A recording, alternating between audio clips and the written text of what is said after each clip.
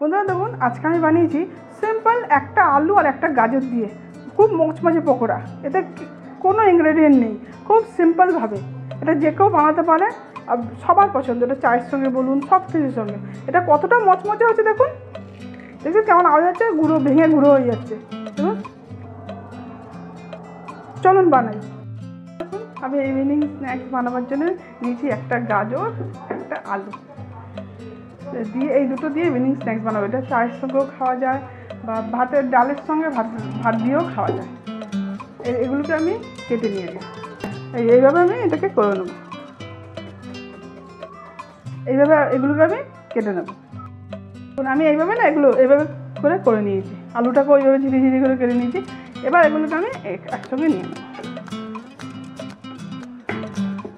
এতে যদি আপনারা চান আরও সবজি মেলাতে পারেন, যেমন পেঁয়াজ দিতে পারেন, ধনেপাতা দিতে পারেন, আপনাদের ইচ্ছে হবে। কিন্তু আমি শুধু গাজর আর আলু দিয়েই করব।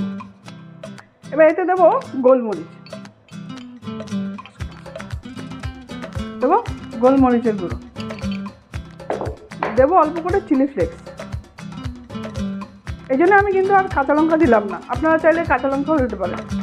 দেবো কর্নফ্লাওয়ার,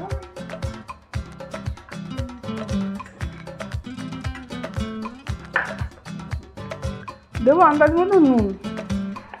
এগুলোকে একসঙ্গে সব মেখে নেবো। একটু আদা রসুন বাটা, আদা রসুন বাটাটা অপশনাল, আপনারা যদি মন না চায় দেবেন না। এবার একসঙ্গে সবগুলো মেখে নেব। এবার এটাকে আমি হাত দিয়ে মেখে নিই।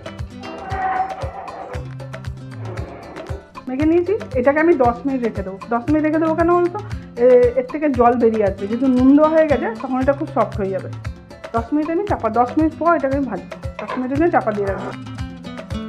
10 মিনিট হয়ে গেল। 10 মিনিট পর দেখুন কত নরম হয়ে গেছে, অনেক নরম হয়ে গেছে। এবার বলবো আমি পকোড়ার সাইজ করে দেবো। হ্যাঁ, এবার এটা যেমন আপনার মনে হবে সাইজটা করবেন, আপনার উপর ইচ্ছা। আমি এরকম গোল গোল করে এরকমভাবে করবো।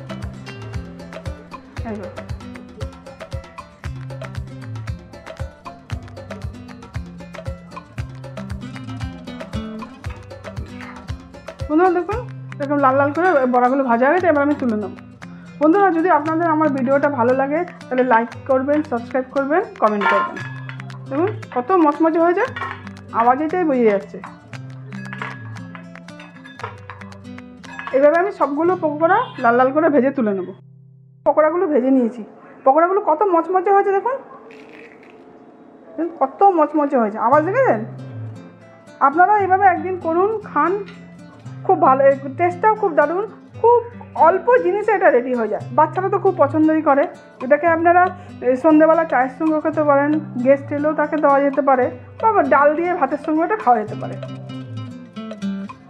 হয়ে গেল আমার, শুধু গাজর আর আলু ইউজ করেছি, হয়ে গেল আমার টেস্টি পকোড়া।